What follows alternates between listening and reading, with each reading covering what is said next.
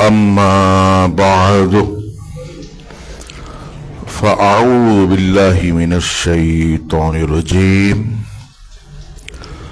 بسم الله الرحمن الرحيم يا أيها الذين آمنوا لا تبطلوا صدقاتكم بالمن والأذى صدق الله مولانا العظيم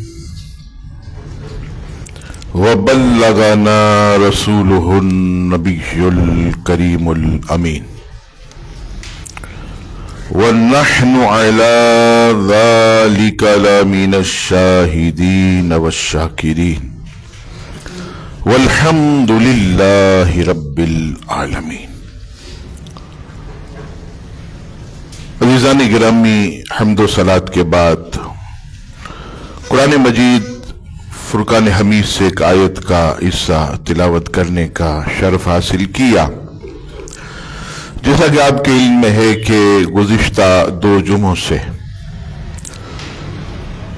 ایسی اللہ تبارک و تعالیٰ کی نافرمانی، ایسے گناہ، ایسی معصیت کہ جو بندے کے سارے اعمال کو غارت کر دے، نیک اعمال کو راخ کر دے، نیک اعمال کو مٹا دے، ان گناہوں کا بیان جاری و ساری ہے۔ چونکہ احادیث کافی تھی، اس لیے آج بھی میں نے ضروری سمجھا کہ اس موضوع کو بیان کر کے اس کو اختتام کیا جائے۔ گزشتہ 2 جمعوں سے آپ کے سامنے کم و بیش 9 ایسے گناہ کہ جس کے کرنے سے اللہ تبارک و تعالی اپنے بندوں کے نیک اعمال مٹا دیتا ہے، نیک اعمال ضائع کر دیتا، ان کا ذکر جو ہے وہ آپ کے سامنے میں نے کیا۔ آج فردوس الاخبار کی ایک حدیث پاک، والیوم 1 پیج نمبر 223، حدیث نمبر 1567، نبی رحمت شفیع امت صلی اللہ تعالی علیہ وسلم نے ارشاد فرمایا، اللہ تعالی کی اطاعت کو بندوں کی طرف سے کی جانے والی تعریف کی محبت سے ملانے سے بچتے رہو، کہیں تمہارے اعمال برباد نہ ہو جائیں۔ اس حدیث پاک سے یہ پتہ چلا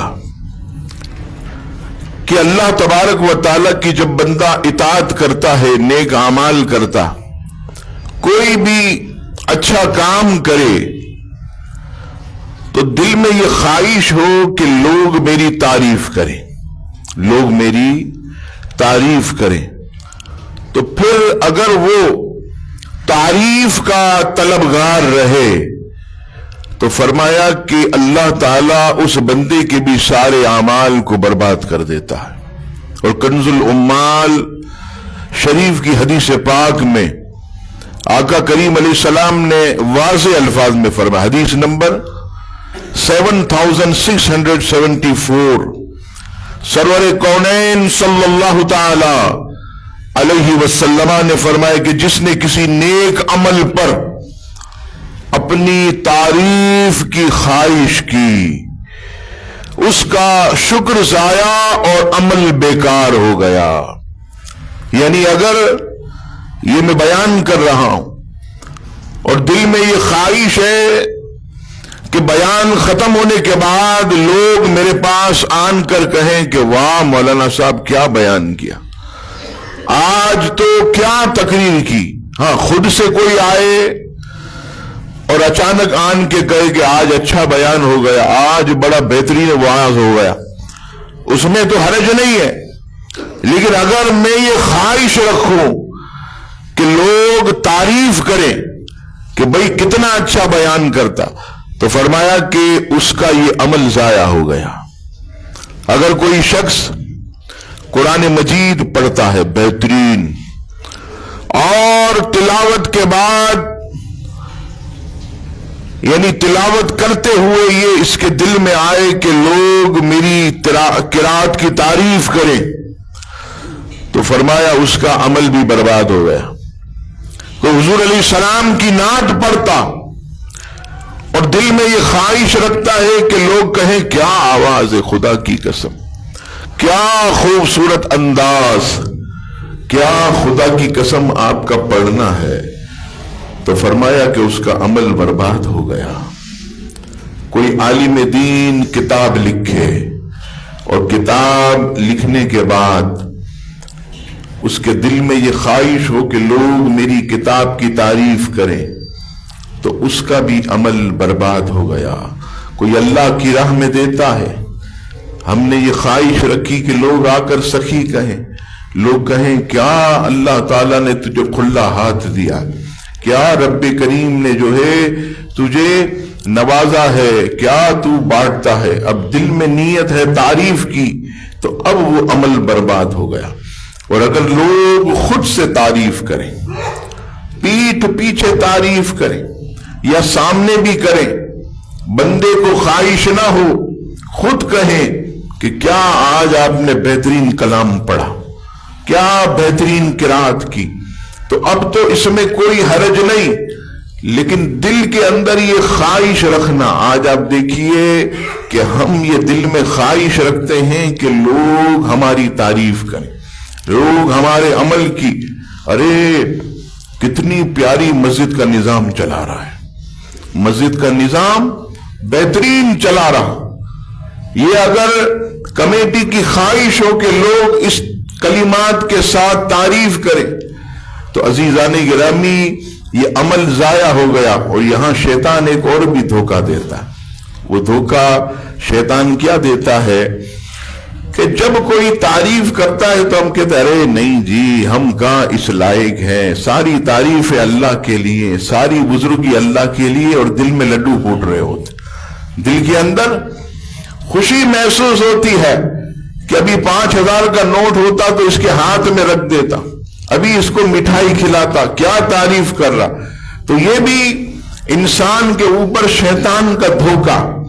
اگر زبان پر یہ ہے کہ ہم کسی قابل نہیں، تعریف کے لائق اللہ، تو دل میں بھی یہ ہونا چاہیے کہ واقعی میں تو ایک خاک سے پیدا ہوا، میں تو ایک ادنا سا بندہ ہوں، یہ سب اللہ کی عنایت ہے، تو پھر اللہ تعالیٰ اس کام پر بندے کو اجر بھی عطا فرماتا۔ اب آئیے عزیزان گرامی، دوسرا ایک عمل جو کہ ہمارے معاشرے کے اندر یہ بھی بڑھ رہا، اور یہ خواتین سے متعلق عمل ہے۔ وہ عمل یہ ہے کہ امام طبرانی معجم کبیر والیوم 3 پیج نمبر 168 پر حدیث نمبر 3023 نقل فرماتا کہ سید عالم علیہ السلام نے فرمایا، کسی پاک دامن عورت پر زنا کی تہمت لگانا 100 سال کے اعمال کو برباد کر دیتا ہے۔ آج آپ دیکھیے معاشرے کے اندر اگر کوئی بیوہ یا طلاق والی عورت کسی گھر میں رہتی ہے، اور اگر کوئی وہاں پر جائے، کوئی اگر اس سے ملے، کوئی رشتہ دار ہو، تو بلڈنگ والے گمان کرتے معاذ اللہ یہ غیر آدمیوں کو اپنے گھروں پہ بلاتے۔ کبھی اس کی بہن کا بیٹا جوان، بہن کا بیٹا آپ جانتے ہیں کہ اس سے پردہ نہیں ہوتا، خالہ ماں کی جگہ پر ہوتی ہے۔ حدیث پاک میں سرکار کریم علیہ السلام نے بشارت دی، لیکن لوگ معاذ اللہ تہمتیں مانتے ہیں۔ لوگ جو ہے وہ آپس میں جو ہے وہ گفتگو کرتے ہیں کہ یہ عورت غیروں کو بلاتی ہے، معاذ اللہ اپنے گھر کے اندر بلاتی ہے۔ تو دیکھیے یہ کتنا بڑا وبال ہے کہ آقا کریم علیہ السلام فرماتے ہیں کہ 100 سال کے اس کے اعمال جو ہے وہ تباہ و برباد ہو جاتے ہیں۔ علامہ عبدالرؤوف مناوی رحمت اللہ علیہ فتح القدیر میں اس حدیث کی شرح کے بابت فرماتے ہیں کہ اگر وہ 100 سال زندہ رہا اور اعمال عمل کرتا رہا تو بھی اس کے 100 سال کے اعمال برباد ہو جائیں گے. کہ جس نے کسی عورت پر تہمت لگائی. اور عزیزان گرامی یہاں ایک بات خاص طور پر عرض کروں، معاشرہ بہت خراب ہے اس وقت، حالات اچھے نہیں ہے، اور زنا کے یہ معاذ اللہ امراض بڑھتے چلے جا رہے ہیں. ہمارے جو ہے اسی علاقے میں نے اتوار کے درس میں عرض کیا تھا کہ ایک شخص میرے پاس آیا اور کہنے لگا مولانا صاحب یہ آپ کے چونا بھٹی کے علاقے میں جو ہے یہ زنا کے اڈے کھل چکے ہیں، اور اس اڈے کے پاس سے جب میں گزرتا ہوں تو الامان والحفیظ 17 سال کے، 18 سال کے، 19 اور 20 سال کے بہترین نوجوان جو ہے یہ معاذ اللہ زنا کر کے اتر رہے ہوتے ہیں. وہ اللہ تبارک و تعالیٰ کی نافرمانی کر کے اتر رہے ہوتے ہیں. آپ اپنے واعظ میں یہ لوگوں کو سمجھائیں کہ اس کے خلاف آواز اٹھائی جائے کہ پیسے لے کر معاذ اللہ ہمارے بچوں کو گناہوں کی طرف جو ہے وہ دھکیلا جا رہا ہے. اور زنا کے اڈے اب آہستہ آہستہ ہر علاقے میں کھلنا شروع ہو گئے. کئی بلڈنگوں میں زنا کے اڈے ہیں، بلڈنگ والوں کو نہیں پتا ہے. اتنی خاموشی سے کمپاؤنڈ کے اندر کھلا زنا ہو رہا ہے، لیکن جو ہے آس پاس کے لوگوں کو نہیں پتا. یعنی اس قدر چالاکی اور مکاری کے ساتھ یہ گناہ ہو رہا ہے. اور یہاں خاص طور پر یہ بھی عرض کروں کہ ہماری وہ بہن بیٹیاں کہ جو شوہر کے حقوق ادا نہیں کرتی، جو شوہر کو قریب نہیں آنے دیتی، تو وہ ایسے شوہر بھی معاذ اللہ کیا کرتے ہیں کہ بیوی تو جواب دیتی نہیں ہے، یہ تو حقوق ادا کرنے کے لیے تیار نہیں ہوتی، اب وہ دوسری جگہ پر جا کر منہ مارتے ہیں. میں یہ اس لیے بھی عرض کر رہا ہوں کہ ہماری یہ گفتگو جو ہے یہ بہن بیٹیاں بھی سنتی ہیں. اور میں یہاں پر خاص طور پر یہ عرض کروں کہ کئی مرد جو ہے یہ شکایت کرتے ہیں کہ جب ہمارا دل چاہتا ہے کہ ہم اپنے جسم کو تسکین دیں اور عورت سے ہم تسکین حاصل کریں تو عورت جو ہے وہ ہمیں اپنے قریب نہیں آنے دیتی، منع کر دیتی ہے. اللہ اللہ سید عالم علیہ السلام نے فرمایا کہ اگر کوئی شوہر اپنی زوجہ کو بستر پر بلائے اور وہ منع کر دے تو فرمایا جب تک شوہر ناراض ہوگا عورت پر اللہ کی لعنت برستی رہے گی. یہ اتنا بڑا خطرناک گناہ ہے آج ہو رہا ہے. میں نے مفسرین کو پڑھا، مفسرین فرماتے ہیں کہ بنی اسرائیل کے لوگ اسی لیے تباہ و برباد ہوئے. قوم بنی اسرائیل اسی لیے برباد ہوئی کہ ان کی عورتیں جو ہیں وہ گندی رہتی تھی، ان کی عورتیں میلی کچیلی رہتی تھی، مردوں کی طرف راغب نہیں ہوتی تھی، تو وہ معاذ اللہ وہ دوسری جگہ جا کر منہ مارتے تھے. یہ تباہی بربادی. اور یہی دوسری طرف مردوں کا بھی ہے کہ وہ بھی جو ہے اپنی بیوی کو الامان والحفیظ اس کا حق نہیں دیتے، حقوق ادا جب نہیں کرتے تو کیا ہوتا ہے پھر ازواج جو ہے یہ دوسری طرف جاتی ہے.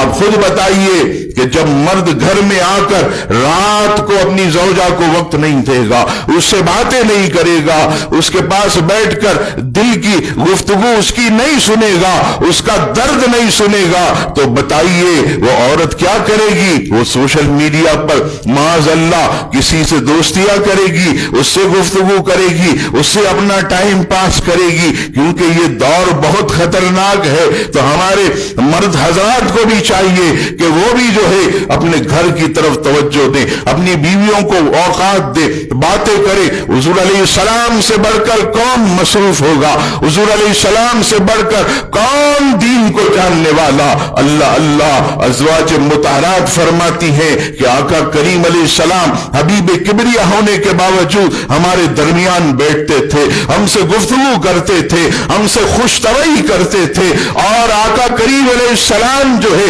ایسی پیاری پیاری ہم سے گفتگو کرتے، ہم انہیں دل کے حال بتاتے، وہ ہمیں دل کے حال بتاتے، ان کے چہرے پر ہماری باتیں سن کر مسکراہٹ آتی، حضور کی باتیں سن کر ہمارے چہروں پر مسکراہٹ آتی اور آقا اس طرح جو ہے ہمیں وقت دیا کرتے تھے. یہ ازواج مطہرات کا بیان ہے.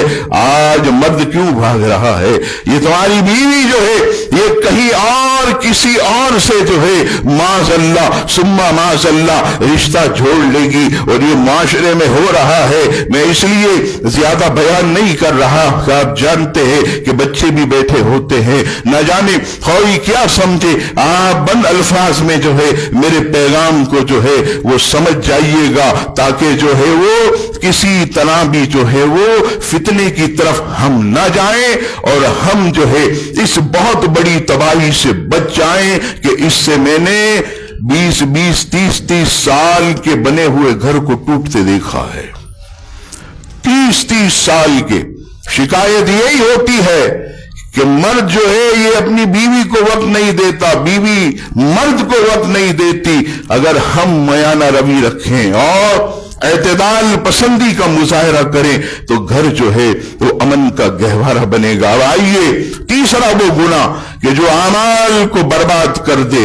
شرح ابن بطان کتاب الادب والیوم 9 پیج نمبر 245 پر حدیث پاک سید دو عالم صلی اللہ تعالی علیہ وسلم نے ارشاد فرمایا کہ غیبت نیکیوں کو اس طرح کھا جاتی ہے جیسے آگ لکڑی کو کھا جاتی ہے. امام غزالی احیاء العلوم میں والیوم 3 پیج نمبر 183 پر آپ فرماتے ہیں کہ آگ بھی خشک لکڑیوں کو اتنی جلدی نہیں جلاتی جتنی غیبت بندے کے اعمال کو جلا دیتی ہے. آج آپ دیکھیے کہ کس قدر جو ہے یہ خطرناک گناہ. دوسری حدیث پاک الترغیب ترہیب کی حدیث پاک کتاب الادب والیوم 3 پیج نمبر 406 پر حدیث نمبر 4364 سید دو عالم صلی اللہ تعالی علیہ وسلم ارشاد فرماتے ہیں بے شک قیامت کے روز انسان کے پاس اس کا کھلا ہوا اعمال نامہ لایا جائے گا اور وہ کہے گا کہ میری فلاں نیکی جو میں نے کی تھی وہ کہاں ہے؟ اے مالک و مولا، میں نے تو یہ بھی نیکی کی، میں نے تو وہ نیکی بھی کی، میرے مولا نامہ اعمال تو نے دیا اور تو کسی کے ساتھ زیادتی نہیں کرتا، تو سب کے ساتھ انصاف کرتا ہے، مولا اس میں نیکیاں کہاں ہیں؟ رب کریم فرمائے گا کہ تو نے جو غیبتیں کی تھی اس کی وجہ سے تیرے سارے اعمال برباد ہو گئے، ساری نیکیاں چلی گئی. حضرت امام زین العابدین کی سیرت میں نے پڑھا کہ جب آپ کو پتہ چلتا، اور حضرت حسن بصری کی سیرت میں بھی ہے، جب آپ کو پتہ چلتا کہ فلاں آدمی آپ کی غیبت کرتا ہے تو آپ اسے نذرانہ بھیجتے، اور جب نذرانہ وہاں پہنچتا تو وہ جو لینے اور لے جانے والا ہے وہ پوچھتا حضور کیا وجہ ہے؟ فلاں آدمی آپ کی غیبت کرتا ہے، آپ کے پیٹھ پیچھے آپ کی باتیں کرتا ہے، آپ اس کو مال بھیجتے ہیں؟ فرمایا ہاں اس لیے بھیجتا ہوں کہ وہ میری غیبت کر کے اپنی نیکیاں میرے نامہ اعمال میں ٹرانسفر کرتا. اور حضرت حسن بصری فرماتے ہیں کہ اگر غیبت جائز ہوتی تو سب سے پہلے میں اپنی ماں کی غیبت کرتا تاکہ میری ساری نیکیاں ماں کے نامہ اعمال میں چلی جائیں. لیکن غیبت حرام ہے، جہنم میں لے جانے والا کام ہے. عزیزان گرامی، آقا کریم علیہ السلام کے سامنے کچھ اشخاص آئے. بعض احادیث میں ہے کہ وہ عورتیں تھیں.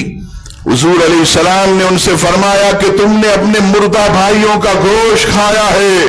کہا یا رسول اللہ ہم نے نہیں کھایا. آقا فرماتے ہیں کہ کرو، الٹی کرو. جب انہوں نے الٹی کی، قے کی، تو جسم سے جو ہے یعنی ان کے منہ سے گوشت کے ٹکڑے خون کے ساتھ باہر نکلے. وہ حیران ہو گئی کہ ہم نے تو کسی کا گوشت نہیں کھایا. آقا فرماتے تم نے غیبت کی، مومن کی، اور مسلمان کی غیبت کرنا مردہ بھائی کا گوشت کھانے کے مترادف ہے.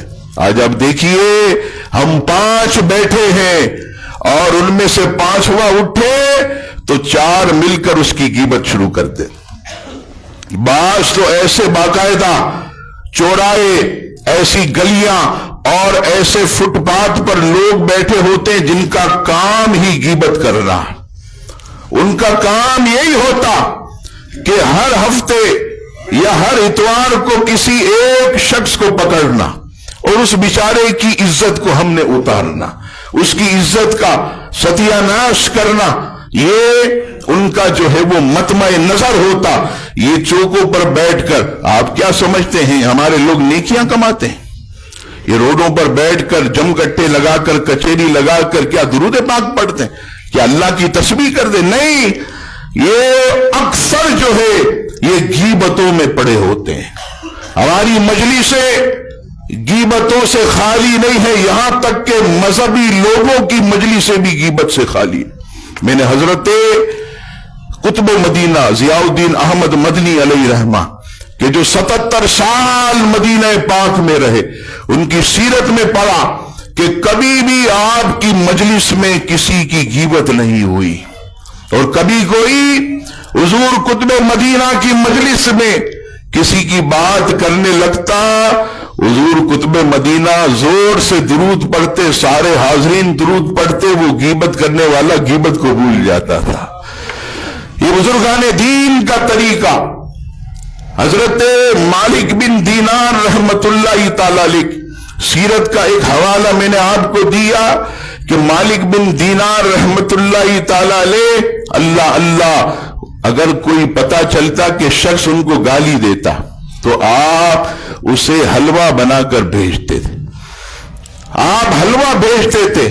سامنے سے کوئی کہنے لگا حضور یہ آپ کو گالیاں دیتا ہے، غیبتیں کرتا ہے، آپ جو ہے الامان والحفیظ اسے ایسا بہترین حلوہ بنا کر بیچتے. تو آپ فرمانے لگے کیا کروں، جو اس کے پاس ہے وہ ہمیں بیچتا ہے، جو ہمارے پاس ہے ہم اسے بیچتے ہیں. اور کئی عرصے پہلے ایک واقعہ مجھے کسی نے بتایا کہ جب یہ دعوت اسلامی نئی بنی، آپ جانتے کہ جب کسی آدمی کو شہرت ملے تو پھر آدمی اس سے حسد کرتے، جلتے ہیں. تو وہ شخص جو وہاں پر موجود تھا اس نے قسم کھا کر مجھے بتایا، کہا کہ میں ایک جگہ پر جمعے کی نماز پڑھنے گیا. جمعے کی نماز کے بعد وہاں کے جو خطیب و امام تھے، عالم دین تھے، انہوں نے امیر دعوت اسلامی کی غیبت کی. اب اس کو پتا نہیں، وہ ملنے جب گیا حضرت کے پاس تو کہنے لگا میں تو حیرت میں پڑ گیا کہ جیسے ہی میں ان کے پاس بیٹھا اور چاہا کہ میں ان کو بتاؤں کہ فلاں خطیب یا عالم آپ کے بارے میں اس طرح بول رہا ہے، امیر دعوت اسلامی نے میرے لبوں کو پکڑ لیا، ایسے لبوں کو پکڑ لیا، خاموش، اگرچہ میرے بارے میں بولا، غیبت نہیں. اور یہاں پر مجھے حضرت مالک بن دینار کی 2 باتیں یاد آئیں. مالک بن دینار کے سامنے ایک شخص آیا، کہنے لگا حضور فلاں آدمی آپ کے بارے میں یہ کہتا، فلاں آدمی آپ کے بارے میں یہ کہتا. تو مالک بن دینار کہتے ہیں کہ اتنی تکلیف اس نے مجھے نہیں پہنچائی جتنی تو نے بتا کر مجھے پہنچائی ہے. جتنی تو نے مجھے نہیں پتا ہوتا تو مجھے خبر ہی نہیں تھی، اور تو نے آ کر مجھے بتایا. اسی طرح مالک بن دینار کے پاس ایک شخص آتا، آپ جانتے ہیں لوگوں کی عادتیں ہوتی ہیں، وہ یہ کہتا ہے، یہ کہتا ہے، اس گلی میں بیٹھا وہ یہ کہتا. حضرت مالک بن دینار علیہ رحمہ اللہ کے ولی آپ کہنے لگے تو یہ باتیں میرے سامنے مت کیا کر، اس لیے کہ جب تو سب کی باتیں مجھے بتاتا ہے تو یقیناً میری باتیں بھی دوسروں کو بتاتا ہوگا. یہاں سے بھی باتیں جو ہوتی ہیں وہ بھی تو ڈھنڈورے پیٹتا ہوگا. تو یہ غیبت کرنے والوں کی عادت ہوتی ہے. اور غیبت کے اندر چاشنی کتنی. آپ امام غزالی کو پڑھیے، آپ دیکھیں جب کسی کی کوئی برائی کرے گا تو ہم کیسے سنتے ہیں مزے سے. ہم جو ہے کیسے بیان کرنے والا ایسا بیان کرتا ہے جیسے اس کے اوپر بڑا ظلم ہو رہا اور اسے بھی مزہ آ رہا.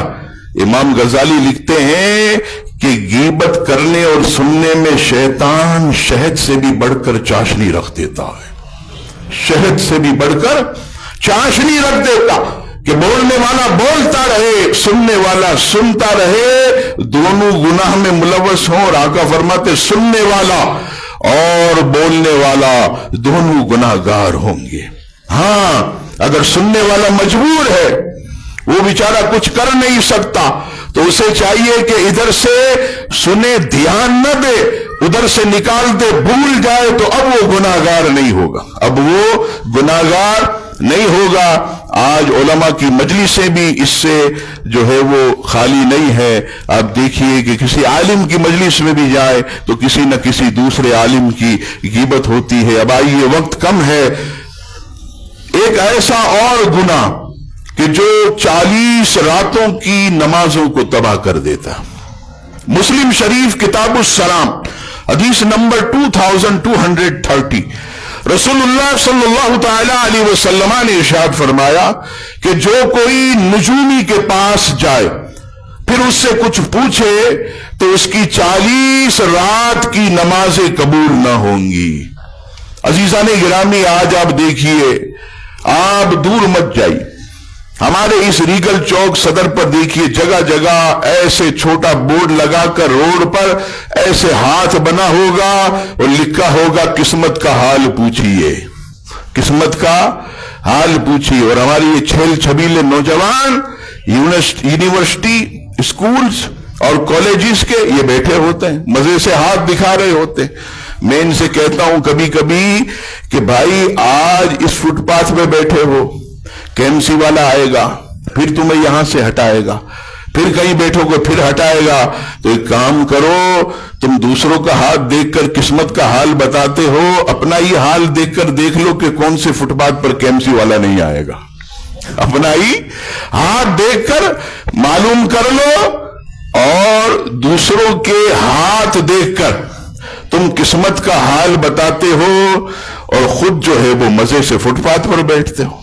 تمہیں تو بنگلوں میں ہونا چاہیے، تمہیں تو معلوم کر لینا چاہیے کہ کہاں سے پیسہ آئے گا، کہاں سے مال ملے گا، کہاں پر ہماری جمی ہوئی نوکری ہوگی۔ جب تمہیں اپنا پتہ نہیں ہے تو دوسروں کا کیا بتاؤ گے؟ سیدی اعلیٰ حضرت فتاوی رضویہ 21ویں جلد صفحہ نمبر 155 پر اس کی 3 صورتیں لکھتے۔ پہلی فرماتے ہیں کہ اگر کوئی نجومی کے پاس گیا، ہاتھ دکھایا، اور اس نے جو باتیں بتائیں، ایسے تیری 2 شادیاں ہوں گی، تیرے کو آگے جا کے بہترین فلیٹ ملے گا، اور یہ دیکھ تیری لکیریں، او ہو سبحان اللہ، یہ تو لکیر جو ہے ایسی بتا رہی ہے کہ تیرے پاس کروڑوں روپیہ آئے گا۔ ارے واہ واہ۔ اعلیٰ حضرت فرماتے اگر اس نے نجومی کی بات پر خالص اعتقاد کیا کہ جیسا یہ کہتا ہے ویسا ہی ہوگا، اعلیٰ حضرت فرماتے ایسا شخص اسی وقت دار اسلام سے خارج ہو جائے گا، اس کا ایمان گیا، وہ کافر ہو گیا۔ اور فرماتے اگر کوئی میل و رغبت کی وجہ سے، جیسے یار چلو دکھا دیتے ہاتھ دکھا دیتے، بیٹھا ہے خالی ہے، ہاتھ دکھا دیتے، کیا بولتا ہے دیکھیں تو صحیح۔ اعلیٰ نے فرماتے اگر میل و رغبت کی وجہ سے اس نے حال دکھایا تو اس کی 40 راتوں کی نمازیں برباد ہو جائیں گی۔ یعنی اگر وہ دکھانے کے بعد 40 نمازیں پڑھے گا تو اس کی 40 نمازیں برباد۔ اور فرماتے تیسری صورت یہ ہے کہ اگر کوئی شخص اس لیے نجومی کے پاس گیا کہ جو وہ بولے اس کا رد کرے، جیسے نجومی کو کہے کہ ذرا بتا پیچھے سے میری قسمت کا کیا ہے، کہا ارے تیری 2 شادیاں، ارے کم بخت ایک بھی نہیں ہوئی ہے، ایک بھی نہیں ہوئی، یعنی اس کو جھوٹا ٹھہرائے، اس کی عزت پامال کرے، تو اعلیٰ حضرت فرماتے ہیں کہ اگر نجومی کو عاجز کرنے کے لیے اس کے پاس جائے تو اس میں کوئی حرج نہیں، لیکن کون جائے گا؟ علم والا، مضبوط عقیدے والا۔ ہر آدمی جا کر یہ نہیں کر سکتا، کیونکہ اس کے پاس جب ہم جاتے ہیں تو وہ اپنے جھانسے میں ہمیں پھنساتا۔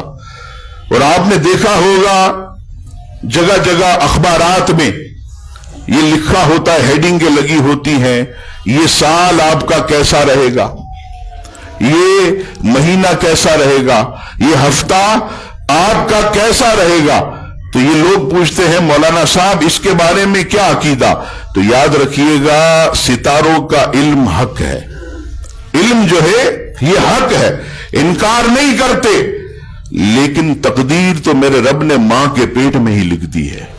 قسمت تو بخاری کی حدیث پاک ہے، قلم خوش ہو گئے جب تم اپنی ماں کے پیٹ میں ابھی جسم کا حصہ بنے تھے، کہ جو خوشیاں، جو غم، جو تکلیفیں، جو رزق، وہ سب اللہ تعالیٰ نے موت سمیت سب تمہاری قسمت میں لکھ دی ہے۔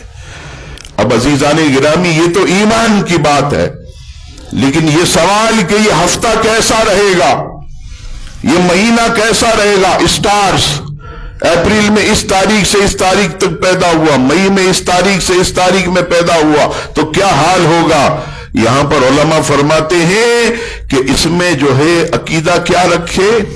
عقیدہ یہ رکھے کہ یہ جو لکھا ہوا ہے ہو سکتا ہے ایسا ہو سکتا ہے ایسا ہو، یعنی امکان رکھے کہ امکان ہے کہ ایسا ہو، یہ عقیدہ نہ رکھے کہ جو لکھا ہے ایسا ہی ہوگا، جو لکھا ہے ایسا ہی ہوگا، یہ نہیں، یہ رکھے ہو سکتا ہے ایسا ہو۔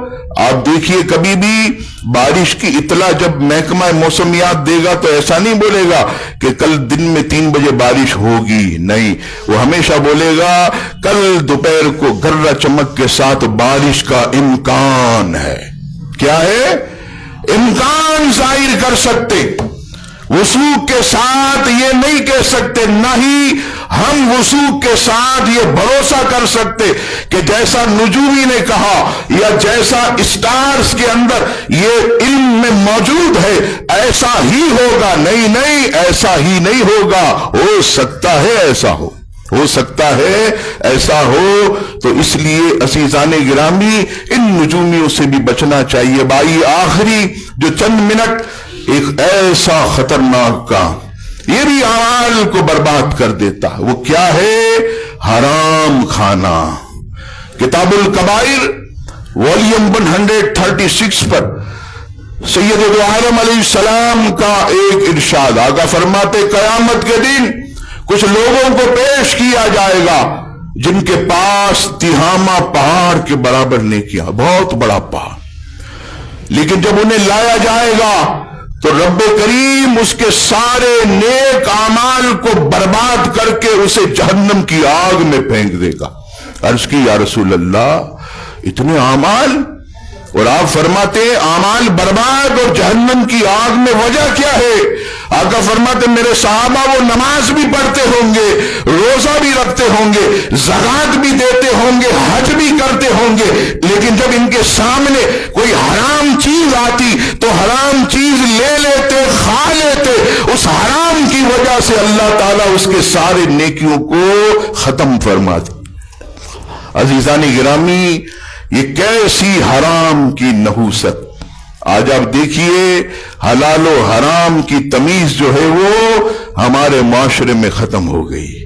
یہ میں نے پچھلے درس میں بھی عرض کیا کہ آج عورت کہتی ہے جا کسی کی گردن مار، جا کسی کو لوٹ ڈکیتی کر، چوری کر، ہمیں پیسہ دے، ہمیں کھانا دے۔